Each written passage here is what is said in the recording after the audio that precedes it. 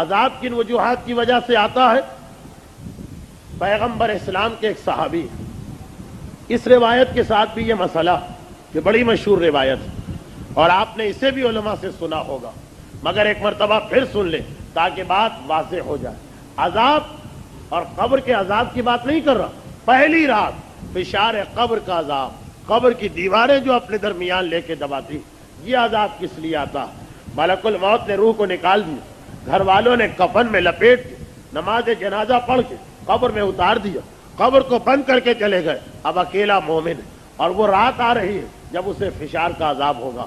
مگر یہ عذاب کیوں آتا ہے؟ بعض روایتوں میں ہے کہ پہلے سوال و جواب ہوتے ہیں پھر یہ عذاب آتا ہے، بعض میں ہے کہ پہلے عذاب آتا ہے پھر سوال و جواب ہوتے ہیں۔ تو میں پہلے اسی کو ذہن میں رکھتے ہوئے کہ فشار پہلے ہوتا ہے سوال جواب بعد میں، اس اعتبار سے گفتگو کر رہا ہوں۔ اور یہ بھی ہو سکتا ہے کہ مومن کا معاملہ الگ ہو، کسی مومن سے پہلے سوال ہو جائے بعد میں عذاب آئے، کسی کو پہلے عذاب مل جائے سوال بعد میں ہو۔ تو بہرحال منکر و نکیر کے سوال کی تفصیل وہ بعد میں، پہلے فشار قبر۔ اللہ کے رسول کے ایک صحابی اور بڑے عظیم صحابی سعد ابن معاذ، بڑے عظیم صحابی، ان کی عظمت کا اندازہ اس سے کریں کہ یہ واحد صحابی ہے۔ آل محمد کے مسئلے کو تو علیحدہ ہی سمجھا جائے، اصحاب میں سے واحد صحابی کہ جب یہ پیغمبر کے پاس مسجد میں آتے ہیں تو پیغمبر سارے صحابیوں کو حکم دیتے ہیں کہ کھڑے ہو کے ان کا استقبال کرو، اور خود ان کے استقبال کے لیے چل کے مسجد کے دروازے پہ جاتے ہیں۔ باقی اور آنے والے کبھی پیغمبر نے ان کا دروازے پہ استقبال کیا، مگر ہمیشہ یہ صرف سعد ابن معاذ جن کو یہ سعادت ملی کہ ہمیشہ رسول ان کے استقبال کے لیے در مسجد پہ جائیں گے۔ یہ اپنے قبیلے کے سردار تھے، مگر پیغمبر اسلام سے اتنی محبت تھی کہ رسول کی خاطر سرداری چھوڑ دی، اور پیغمبر نے ان کو دو ایسی حدیثوں کے ذریعے سے فضیلت عطا کی کہ ان کے زمانے کا ہر مسلمان کہتا تھا کاش یہ فضیلت ہم کو ملتی۔ یا سعد انت شہن فی علوق الکافرین، اے سعد تم کافروں کے گلے میں اٹکی ہوئی ہڈی ہو، یعنی جب تک تم زندہ ہو کافروں کو آرام نہیں، تمہارے وجود سے کافر مصیبت میں ہے، کافروں کو مصیبت میں مبتلا کرنے والے۔ یدخلو بشفاعتک الجنہ مثل عدد حیوانات شعور بنی کلاب۔ دوسری حدیث، اے سعد قیامت کے دن تمہاری سفارش سے پروردگار اتنے گناہگاروں کو جنت میں داخل کرے گا جتنے قبیلہ بنی کلاب کے جانوروں کے بال ہیں۔ ایک بکری کے جسم پہ کتنے بال، تو پورے قبیلے کے جتنے جانور ہیں سب کے جسم پر جو بال ہیں، اتنے گناہگار اکیلے ان کی سفارش سے جنت میں جائیں گے۔ کتنا بلند مقام۔ اور بدر و احد و خندق تینوں غزووں میں حصہ لیا۔ خندق کی جنگ میں تیر لگنے سے زخمی ہو گئے، جس کے نتیجے میں ان کو مدینے لایا گیا، اور اسی زخم سے انہوں نے شہادت پائی، یعنی شہید بھی ہے اور خندق کے شہداء میں ان کا شمار ہوتا۔ پیغمبر مسجد میں ہے، اطلاع آئی کہ سعد کا انتقال ہو گیا، رسول خود جاتے ہیں، سعد کے جنازے پہ حاضری دی۔ تاریخ یہ بتاتی ہے کہ جب نماز جنازہ پڑھانے کا وقت آیا تو پیغمبر جب کھڑے ہوئے تو عجیب طریقے سے آدمی پاؤں زمین پہ رکھ کے کھڑا ہوتا ہے، پیغمبر نے صرف پاؤں کے پنجے زمین پہ رکھے اور باقی سارا پاؤں زمین سے بلند کیا، اور اسی طرح سے پوری نماز پڑھائی۔ اور عجیب بات یہ کہ نماز جنازہ کے شروع میں ایک مرتبہ اللہ اکبر ہے، پیغمبر نے 70 مرتبہ تکبیر پڑھی، 70 مرتبہ اللہ اکبر۔ اور جب نماز جنازہ ختم ہو کے ان کا جنازہ اٹھایا گیا تو اسلام میں پہلی مرتبہ یہ سنت لوگوں نے دیکھی کہ پیغمبر کبھی دائیں طرف سے جنازے کو کاندھا دے رہے، کبھی بائیں طرف سے، کبھی آگے سے جنازے کو کاندھا دے رہے، کبھی پیچھے سے، یہاں تک کہ جنازہ جنت البقیع میں پہنچا۔ اپنے ہاتھ سے پیغمبر نے میت کو اتروایا، قبر کو بند کر اپنے ہاتھ سے مٹی ڈالی اور کھڑے ہو گئے۔ کسی نے سوال کیا، اللہ کے رسول آج آپ نے نماز جنازہ میں 70 مرتبہ اللہ اکبر کیوں کہا اور اتنے عجیب طریقے سے کیوں کھڑے ہوئے؟ کہا تمہیں پتہ نہیں، سعد کا مقام اتنا بلند ہے کہ جب نماز جنازہ شروع ہو رہی تھی آسمان پر فرشتوں کو حکم ملا، مصلوں پر سے کھڑے ہو جاؤ، خدا کی عبادت چھوڑو اور زمین پہ جا کے میرے اس بندے کی نماز جنازہ میں شرکت کرو۔ ایک ایک ہزار فرشتوں کی جماعت آ رہی تھی، 70 ایسی جماعتیں آئی، یعنی 70,000 فرشتے. جب بھی 1000 فرشتے آتے میں اللہ اکبر کہتا، اور فرشتے اتنے زیادہ ہو گئے تھے کہ میرے لیے کھڑے رہنے کا موقع نہ تھا، جگہ نہ تھی، اسی لیے پاؤں اٹھا کے میں کھڑا تھا. اور تمہیں کیا پتا کہ جب میں نماز جنازہ پڑھا رہا تھا تو جبرائیل کا ہاتھ میرے ہاتھ میں تھا، جبرائیل میرے پہلو میں کھڑے. کسی نے کہا اللہ کے رسول، پھر آپ یہ جنازے کو چاروں طرف جا کے کاندھا کیوں دے رہے تھے؟ کہا کہ تمہیں کیا معلوم یہ مرنے والا کتنا بلند مرتبت ہے. ارے اس کے جنازے کو کاندھا دینے کے لیے جبرائیل و میکائیل آئے تھے. جب وہ دونوں آگے سے کاندھا دیتے میں پیچھے آ جاتا، وہ دونوں پیچھے آتے میں آگے چلا جاتا، وہ دونوں دائیں طرف آتے میں بائیں طرف جاتا، وہ دونوں بائیں طرف جاتے میں دائیں طرف آتا. فرشتے کاندھا دے رہے ہیں، اس لیے رسول چاروں طرف سے آ کے کاندھا دے رہے. لوگوں نے سنا اتنا عظیم صاحب، اتنا عظیم صاحب. فرشتے نماز پڑھے، جبرائیل رسول کے ہاتھ میں ہاتھ، میکائیل اور جبرائیل کاندھا، ان کی شفاعت سے اتنے سارے جنت میں جائیں گے. سعد کی ماں بھی وہاں موجود تھی، سعد کی ماں بھی وہاں موجود تھی. اچھا، یہ روایت بھی ان روایتوں میں سے ایک ہے جس سے علماء نے وہ مسئلہ حل کیا کہ ہماری شریعت کے اندر عورتوں کے قبرستان جانے میں کوئی حرج نہیں.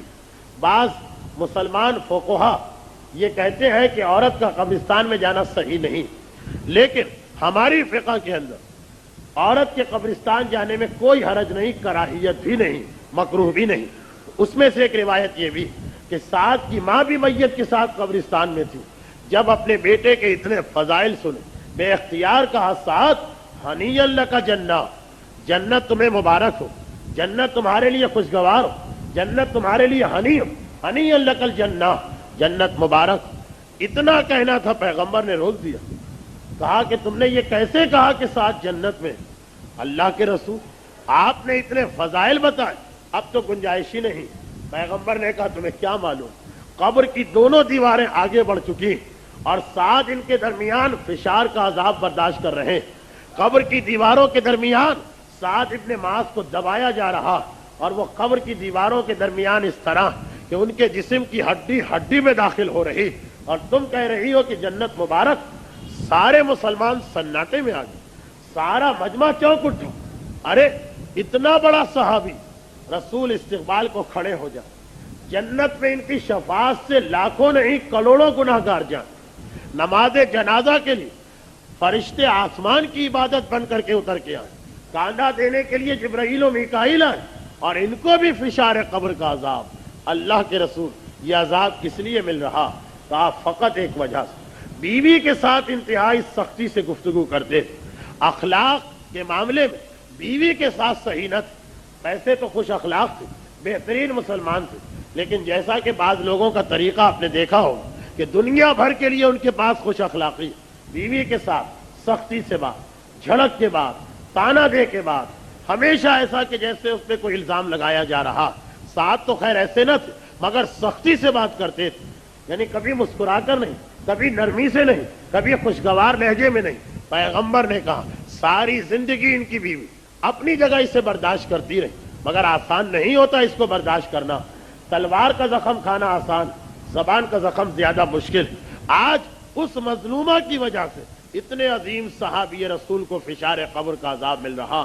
تو پتا چلا کہ فشار قبر کے عذاب کی پہلی وجہ اخلاق کی خرابی، اور خاص طور پر گھر والوں کے ساتھ اخلاق کی خرابی، یعنی کسی مومن کے دل کو دکھانا، کسی مومن کے دل کو تکلیف پہنچانا.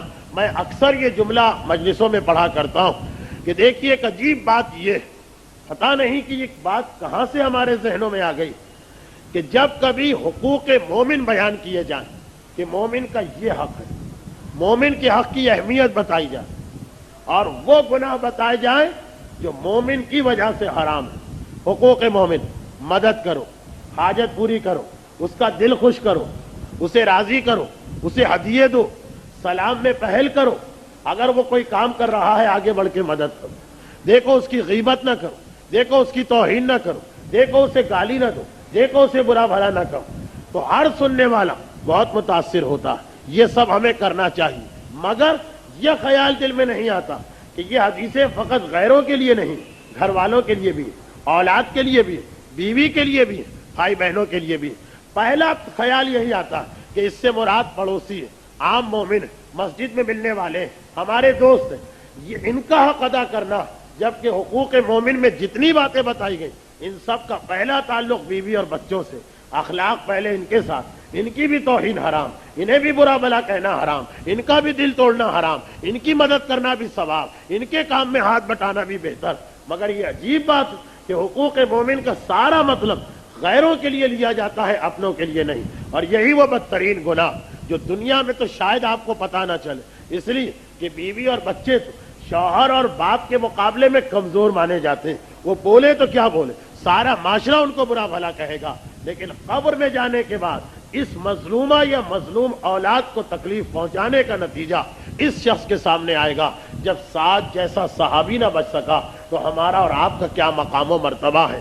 یہ آپ نے خندق کے شہید کا واقعہ سنا، خیبر کے شہید کا واقعہ سن لیں، فشار قبر کی دوسری بات آپ کے سامنے آئے گی۔ خیبر کا غزوہ، خیبر کی لڑائی اسلام کی اہم ترین لڑائیوں میں سے ایک ہے۔ ویسے بھی جہاد میں حصہ لینے کا انتہائی ثواب ہے اور شہید کے خون کے قطرے کا انتہائی بلند مرتبہ ہے پروردگار کے یہاں۔ پیغمبر اسلام سے پوچھا گیا کہ ساری کائنات میں خدا کو سب سے زیادہ کیا پسند ہے۔ کل میں نے ایک حدیث بیان کی تھی کہ مولا سے پوچھا گیا آپ کو کیا پسند ہے، امام نے 3 باتیں بتائیں۔ ایک دفعہ رسول سے پوچھا گیا آپ کو کیا پسند ہے، رسول نے بھی 3 باتیں بتائیں۔ ایک مرتبہ خدا کے بارے میں رسول سے پوچھا گیا کہ خدا کو اس دنیا میں سب سے زیادہ کیا پسند، رسول نے کہا 6 چیزیں، اور ان میں سب سے پہلے شہید کے خون کا قطرہ۔ ادھر زمین پہ گرتا ہے سارے گناہ معاف ہوتے ہیں، مگر خیبر کے شہید کی بات بھی سن لیں۔ خیبر کا ایک شہید ہے جس کا نام ہے مدغم، اور یہ شہید کس اعتبار سے باقی شہداء سے زیادہ فضیلت رکھتا کہ یہ پیغمبر اسلام کے غلام بھی تھے، یعنی پیغمبر اسلام کے گھر کے کام کاج بھی کرتے تھے، رسول کے گھر میں ان کا آنا جانا، پیغمبر اسلام کے خدمتگار تھے۔ اب نبی کے خدمتگار کا مقام کیا ہوگا؟ قمر ہزاروں بادشاہوں سے بلند کیوں ہے؟ علی کی غلامی اور خدمت کی وجہ سے۔ مدغم رسول کے غلام، رسول کے خدمت گزار، اس لیے ان کا مقام ویسے ہی بہت بلند، اور ساتھ ساتھ یہ کہ خیبر کے غزوے میں لڑے اور جنگ کرتے ہوئے شہید ہو گئے۔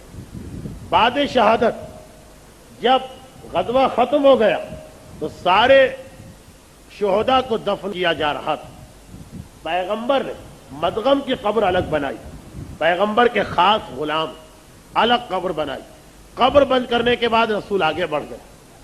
پیغمبر اسلام قبر بنواتے جاتے ہیں، مسلمان ایک ایک قبر پہ آتے ہیں اور آنے کے بعد مرنے والے کو مبارکباد دیتے ہیں۔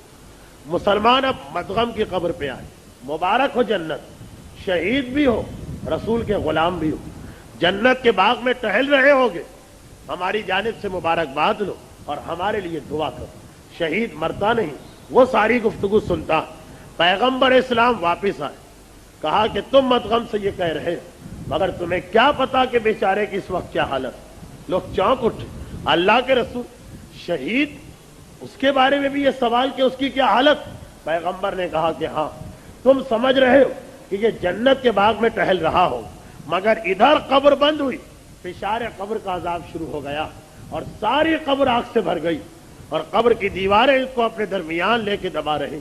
اللہ کے رسول کا غلام، میدان جنگ کا شہید، پیغمبر اسلام اپنے ہاتھ سے دفن کرے، رسول نماز جنازہ پڑھے اور اسے فوراً فشار قبر آیا، چند گھنٹے بھی نہیں کہ بھئی شام کو آتا، فوراً۔ اللہ کے رسول ان کا قصور کیا ہے، غلطی کیا ہے؟ کہا کہ ایک غزوے میں، ایک جنگ میں مال غنیمت جمع ہو رہا تھا۔ اسلام کا ایک دستور ہے کہ جنگ کے دوران جس مجاہد کو کافر کا جو مال ملے وہ اپنے قبضے میں لے لے۔ جنگ ختم ہونے کے بعد رسول ایک جگہ مقرر کرتے ہیں کہ سارا مال لا کے یہاں جمع کرا دو، اس کے بعد پہلے اس میں سے خمس نکالا جاتا ہے، اللہ اور رسول و امام کا حصہ، باقی سارے مجاہدوں میں تقسیم ہوتا ہے۔ مدغم کے بارے میں رسول نے کہا کہ ایک غزوے میں سارا مال غنیمت جمع کیا گیا، انہوں نے بھی کئی چیزیں جمع کرائیں، مگر ایک چادر ایک کافر کی ان کے ہاتھ میں آ گئی۔ چادر کے یہ مستحق، یعنی ان کے پاس چادر نہیں، یہ چادر جو ہاتھ میں آئی تو انہوں نے سوچا کہ مال غنیمت میں سے مجھے حصہ ملے گا، پتہ نہیں کیا ملے، سب ایک جیسی چیزیں تو ہے نہیں، کسی کو چادر ملتا ہے، کسی کو کپڑے ملتے ہیں، کسی کو پیسے ملتے ہیں، اور میں چادر کا حقدار، اگر ایک چادر میں رکھ لوں جبکہ میرا حق بھی ہے، مجھے ملے گی بھی بعد میں، تو کیا حرج؟ وہ مال غنیمت کی چادر کو چھپا لیا، اس کے نتیجے میں آج یہ فشار قبر میں مبتلا۔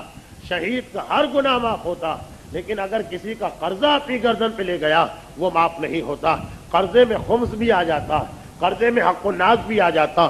تو مدغم کو عذاب کیوں آیا؟